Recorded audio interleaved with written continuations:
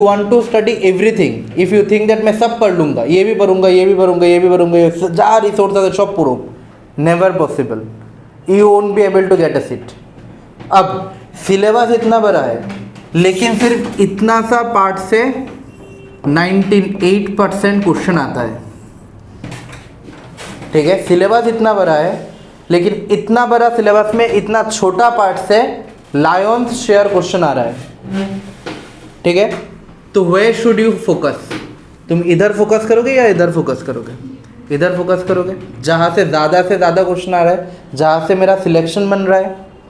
Now NEET के पहले suppose मान लो तुम ये नोट मेरा लिख रहे हो, ठीक है, सबाई नोट खाता बनाए जैसे somebody actually go home and read, somebody don't read। मुझे पता है 50% स्टूडेंट तो पढ़ता भी नहीं घर में जाके, पता है 50% एट থেকে বেশি হইব, 50% আমি অনেক বেশি কইছি, অনেক কম কইছি सॉरी, অন্তত 80% स्टूडेंट ऐसा होगा जो घर में जाके कभी पढ़ता ही नहीं, एग्ज़ाम के पहले एनसीईआरटी खोल के थोड़ा पढ़ लेता है, नहीं तो कोई एक बुक देख के चला जाता है एग्ज़ाम में। फिर 90% स्टूडेंट पढ़ता ही नहीं नोट, पता है मुझे, ये हर साल का कहानी है, हर साल का स्टोरी है। नाइले एक तो स्टूडेंट पढ़े सिलेक्शन है तो कम गिर लेगा, ठीक ना, सवार लिखे एफोर्ट तो सेम ही। नाउ अब बात यह है कि सपोज और नीट है 7 दिन, नीट के पहले 7 दिन बाकी है, 14 डेज देयर, 30 डेज देयर। अब 30 डेज पहले क्या तुम अपना ये कॉपी खोल के रिवाइज करोगे? Let me ask a simple question, नीटेर आगे 30 दिन बाकी, 30 डेज लेफ्ट। अब इस 30 डे पहले क्या तुम ये कॉपी खोल के रिवाइज करोगे अपना? नहीं करना। अगर ये कॉपी खोल के रिवाइज करोगे, इस कॉपी में there is presence of concept as well as there is presence of points, ठीक है। नीट के पहले 30 दिन में तुम्हें कॉन्सेप्ट पढ़ने का कोई समय नहीं है, you don't have time to revise concept.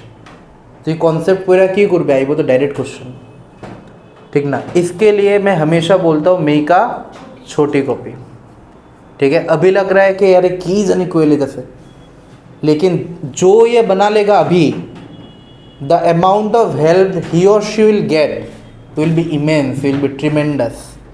क्योंकि वो वाले कॉपी में तुम्हें पता है कि एनसीईआरटी पढ़ार परे, खाता नोट रिवाइज करार परे, टेस्ट देवार परे, which are the topic where I lack, कौन कौन सा टॉपिक ऐसा है जो मैं भूल रहा हूँ, जो मुझसे नहीं हो रहा है, फिर वो वाला टॉपिक है तुम्हारे छोटी कॉपी में। तो यू विल रिवाइज द छोटी copy, you will revise the NCERT. तुम्हें नोट पढ़ने का टाइम ही नहीं है। और नोट में अगर कुछ ऐसा पॉइंट है, ठीक है, जो एनसीईआरटी में नहीं है, जो तुम्हें लग रहा है इंपॉर्टेंट है, एक इनर सेंस काज करना सबार, अनेक ऐसा बहुत सारा स्टेटमेंट होता है जो पढ़ के लगता है हाँ ये आ सकता है ना, एक इंट्यूशन होता है सब में, लगता है कि ये आ सकता है, और ये इंट्यूशन बहुत इंपॉर्टेंट है। कोई टीचर अगर बोलेगा कि इडा इंपॉर्टेंट, इडा इंपॉर्टेंट, इडा इंपॉर्टेंट, देव किच्छु ही तो ना, बट अगर तुम्हारे मन से आ रहा है कि ये इंपॉर्टेंट है, इससे क्वेश्चन बन सकता है, इस लाइन से क्वेश्चन बन सकता है, इससे असर्शन रीजन बन सकता है, तब जाके कुछ हो रहा है। टीचर कोई कि कत कथाई तो कय, ठीक ना, सब कथा 99% 99.9% कथाई तो तुम्हारा मने थाकतो ना थाकाटाई स्वाभाविक, कारोरই मने थाकतो ना, ये सुन लो। लेकिन अगर खुद पढ़ के ये इंट्यूशन डेवलप होगा, मैं तो ये चाहता हूँ कि तुम लोग पढ़ो एनसीईआरटी, पढ़ के इंट्यूशन डेवलप करो। अगर ये इंट्यूशन डेवलप हो जाएगा that means I had done well. मेरा नोट पढ़ने से that won't be anything to further upon. लेकिन अगर तुम्हारे मन में इंट्यूशन डेवलप हो गया कि लाइन देखा লাগতেছে যে এই লাইনটা আইতেছে, এটা লাইন দেখা লাগতেছে এটার থেকে অ্যাসারশন রিজন হইব, এটা লাইন দেখা লাগতেছে এটা তো ম্যাচিংয়ের কোশ্চেন, এটা লাइन देखा लगता এটা तो मल्टीपल आंसर क्वेश्चन होते पड़े, वो वाला एक कनेक्ट है ना, वो कनेक्ट डेवलप करना पड़ेगा। ये कोई टीचर बोल के नहीं होगा, खुद कर के करना पड़ेगा, नाइले किच्छुई तो ना, ठीक है। और ये जो जिनिसटी तार लेगा देख, व्हेनेवर आई कम्प्लीटेड टिश्यू, मैंने आज के क्लास के स्टार्टिंग में इपिथेलियल टिश्यू पहले बोला, इसके बाद कनेक्टिव टिश्यू पहले बोला, कनेक्टिव टिश्यू पूरा बोला, ठीक ना, 2 मिनट में, सिर्फ 2 मिनट में पूरा कनेक्टिव टिश्यू बोला। और that type of revision you need to have, ठीक है, this is the type of revision that you need to have. कि कनेक्टिव टिश्यू कथा बोलते, अच्छा कनेक्टिव टिश्यू कोई ऐसे इपिथेलियल टिश्यू के अंदर है, कनेक्टिव टिश्यू में लूज है, डेंस है, स्पेशलाइज कनेक्टिव टिश्यू है, लूजेर मध्य एरियोलार है, एडिपोज है, डेंसर मध्य रेगुलर है, इरेगुलर है, रेगुलर में टेंडन है, लिगामेंट है, इरेगुलर में स्किन है, स्पेशलाइज कनेक्टिव टिश्यू में ब्लड है, कार्टिलेज है, बोन है। ये सुन, इसके बाद एक्टा important point, this is the concise revision. अगर इतना तुम्हें याद है तो नीट में जो क्वेश्चन आएगा वो हो जाएगा तुम्हें, लेट मी टेल यू गारंटेडली। अगर इतना याद होगा एक चैप्टर पढ़ने के बाद तो नीट में जो क्वेश्चन आएगा वो हो जाएगा। बेसिक तुम्हारा 300 तो आ ही जाएगा। बाकी जो मार्क है that requires some special concentration, that requires your MCQ solving skill, your time management, कितना कम टाइम में कितना ज़्यादा एमसीक्यू हो रहा है। अगर टाइम मैनेजमेंट सही नहीं है, अगर घर पे एमसीक्यू प्रैक्टिस नहीं करते तो नहीं होगा। ऐसा लगता है कि अरे नीट जाने की बड़ो ব্যাপার, नीट स्कोर করাটা जाने की ব্যাপার, बट ऐसा है ही नहीं। NEET is actually cleared by average student.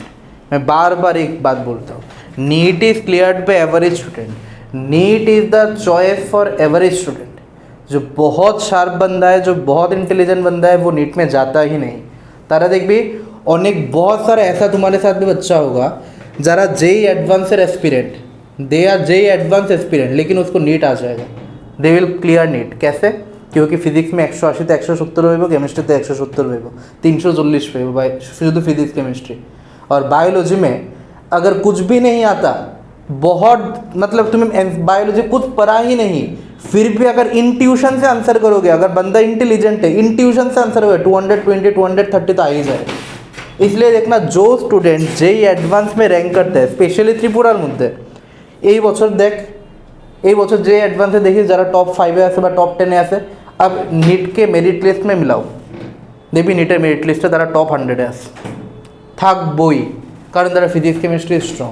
এবার বায়োলজি কিচ্ছু না চাইলেও 230 240 তো পাইই না, এবার এটা দিয়ে তারা সিলেকশন है, बट तारा सीट नहीं ना, सीट नहीं लेता क्योंकि एडवांस मिल चुका है। और नहीं तो मैंने যার যার ইচ্ছা, অনেকে থাকে ইঞ্জিনিয়ারিং ইচ্ছা, তারা শতগুলো তো মেডিকেল নিত না, ঠিক না, এটা যার যার ইচ্ছা। लेकिन द फैक्ट इज मेडिकल और नीट इज ऑफन ड्रीम्ड और often aspired by the mediocre student, hard working student. और ये profession is only for the hard workers, ठीक है, it is not for intelligence. इंटेलिजेंटर কোনো দর মানে জায়গা নাই আমি কইতেছি না, বাট দরকারই নেই। What you require is your hard work और ইউর পারসিভারেন্স, সহ্য করার ক্ষমতা, এক্সট্রিম সহ্য করার ক্ষমতা লাগবো। কারণ পরের যে লাইফটা পাইবি ওইটার মধ্যেও সহ্য করার ক্ষমতা লাগবো। সিনিয়র से सुनना पड़ेगा, ঠিক না, পেশেন্ট পার্টির থেকে শোনানো লাগবো, very hefty hour 24 hour 36 hour duty, তো সহ্য করার একটা ক্ষমতা লাগবো। যদি সহ্য করার ক্ষমতা নাই থাকে, you have to live, there is no other option here, ঠিক আছে। একটা টাইম অবধি, একটা বয়স অবধি, এরপরে একটা পিস আছে অনেক শান্তি, বাট একটা বয়স অবধি, আর এই বয়সটা কম না, নিয়ারলি 40 ইয়ার্স। তোর জীবনে 40 বছর অবধি তোর স্ট্রাগল করতে হবে, एयरपोर्ट जाए तो सुख। इसलिए देखना जो भी डॉक्टर है जिनके पास तुम लोग जाते हो, पेशेंट किसके पास जाता है? जिसका बाल सफ़ेद है।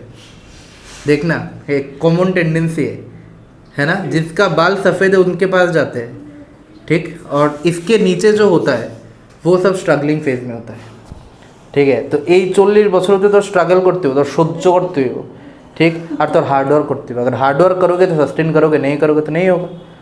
तो इसलिए इफ समबडी थिंक दैट मैं इंटेलिजेंट नहीं हूँ, मेरे से नहीं होता, फिजिक्स নাই, আরে বাবা ফিজিক্স না থাকলেও তুই যদি মনে করো দ্যাট আমি বয়ে বয়ে শুধু এমসিকিউ করি, আমি পারি না পারি ডাজ নট ম্যাটার, আমি বুঝি না বুঝি ডাজ নট ম্যাটার, আমার কোন জায়গাটা হইতেছে না আমি শুধু এটারে ইয়েতে মানে কোনো একটা এআই এর মধ্যে দিয়ে আমি এটা সলিউশন বার করি। এবার বার করে সলিউশনটা পর एक तो ब्रेन से समझ में आ जाएगा कैसे होगा, और वो टाइप रिलेटेड क्वेश्चन ही आएगा नेट में।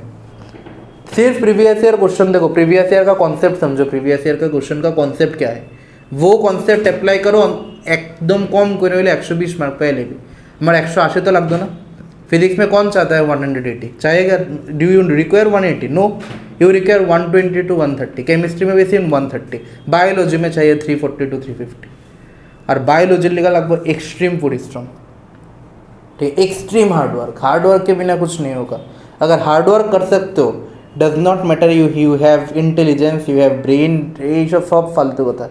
যদি हार्डवर्क যেদিন থেকে हार्डवर्क করা स्टार्ट করবি ওই दिन থেকে দেখবি सब কিছু चेंज हो गया रात में नींद भी अच्छा आएगा क्योंकि तुम्हें एक सेटिस्फैक्शन होगा आज के अनेक पढ़ছি ठीक ना जिस दिन अच्छा पढ़ते हो ना रात एक सेटिस्फैक्शन आता है मैं अनेक पढ़ছি और जिस मोबाइल टिपे दिन रात्र एक सेटिस्फैक्शन था ना दाঁড়িয়ে तो मोबाइल टिपे घुमाई ठीक ना। अब ये सेंस डेवलप होना पड़ेगा जिस दिन ये डेवलप हो जाएगा उस दिन मान लो कि रास्ता चेंज हो गया और जो एखोनो এটা डेवलप ना हो it is unfortunate it is really unfortunate for a student of class 11 okay now let's second go back to the main part. अब इधर देखो तो एक तो है हमारा न्यूरॉन और दूसरा है हमारा न्यूरोग्लियल सेल।